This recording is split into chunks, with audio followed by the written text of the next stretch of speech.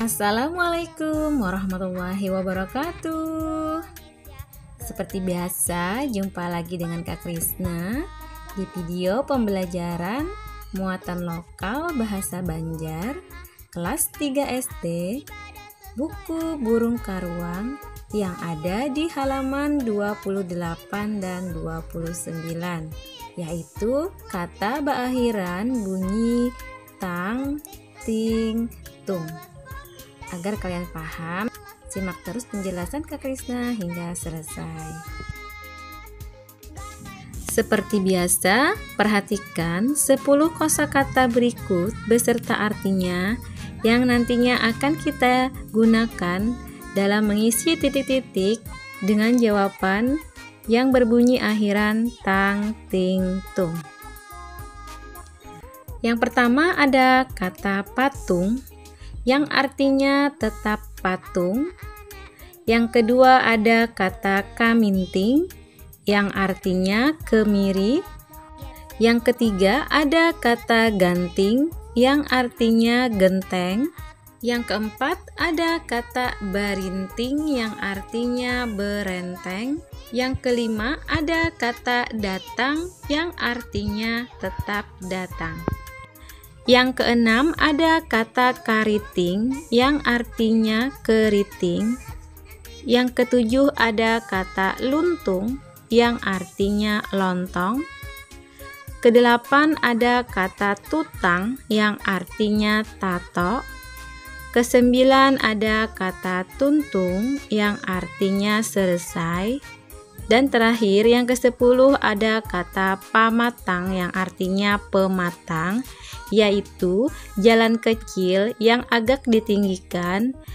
Biasanya itu di sawah, tempat yang berpaya-paya, tambak dan sebagainya. Sehingga tanahnya tidak terkena air atau kering. Sekarang perhatikan perintahnya. Isi titik-titik di bawah awan kata nang babunyi tang, ting, tung.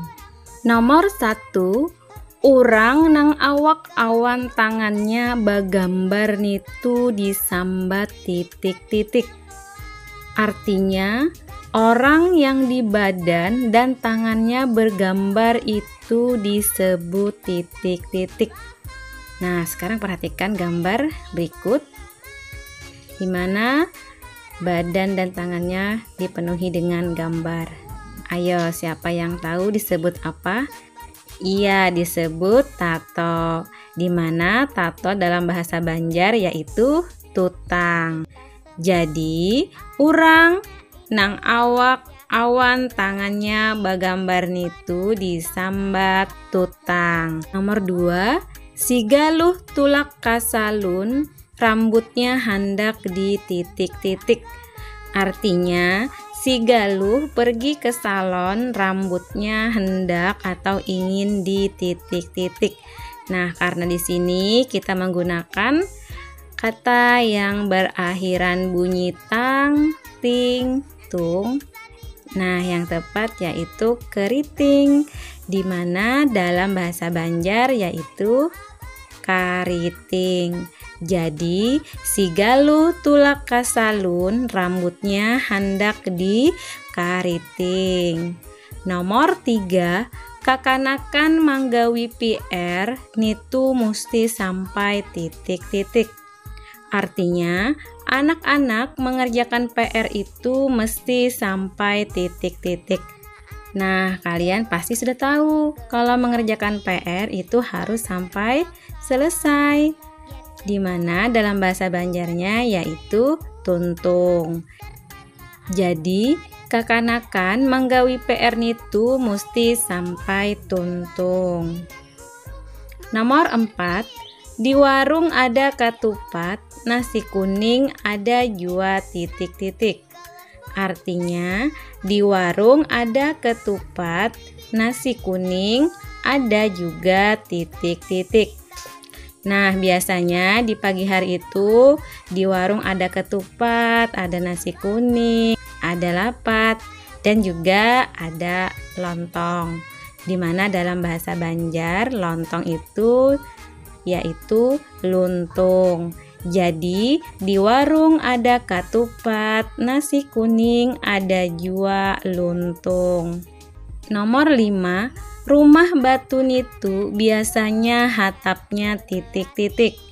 Artinya rumah batu itu biasanya atapnya titik-titik. Nah, biasanya rumah yang dibuat dari batu bata itu atapnya kebanyakan terbuat dari genteng, dimana dalam bahasa Banjar yaitu ganting. Jadi rumah batu nitu biasanya atapnya ganting.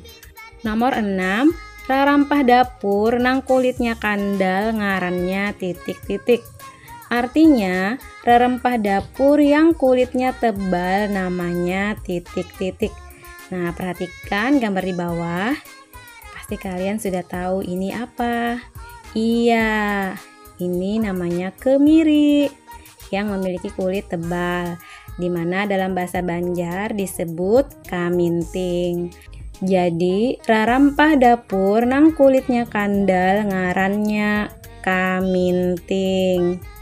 Nomor 7, di lawang sakiping ada di atas batulisan salamat titik-titik. Artinya di pintu kecil ada tulisan selamat titik-titik. Nah, perhatikan lagi gambar di bawah ini. Pasti kalian sudah sering melihat jika kita mau masuk ada tulisan selamat datang. Di mana datang itu dalam bahasa Banjar tetap datang. Jadi di lawang sakiping ada di atas batulisan selamat datang. Nomor 8, tanah babanyu ngarannya pahumaan, tanah karing ngarannya titik-titik. Artinya tanah berair namanya persawahan atau ladang, tanah kering namanya titik-titik. Nah, kalian pasti juga sudah tahu kalau tanah yang kering atau tidak berair itu disebut apa? Iya, disebut pematang. Yaitu jalan kecil yang agak ditinggikan, yang biasanya itu ada di sawah, di tambak, ladang, tempat-tempat yang berpaya, dan sebagainya. Sehingga tanahnya tidak terkena air atau kering.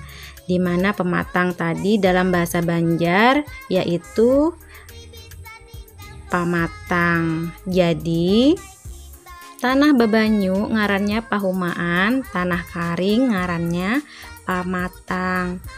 Nomor 9, manusia atau binatang nang diulah matan batu nitu ngarannya titik-titik.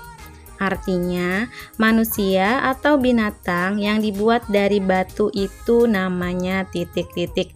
Perhatikan kembali gambar di bawah ini. Nah, kalian pasti sudah bisa menebak disebut apa. Iya, disebut patung yang terbuat dari batu. Dimana patung itu dalam bahasa Banjar tetap patung. Jadi manusia atau binatang nang diulah matan batu nitu ngarannya patung.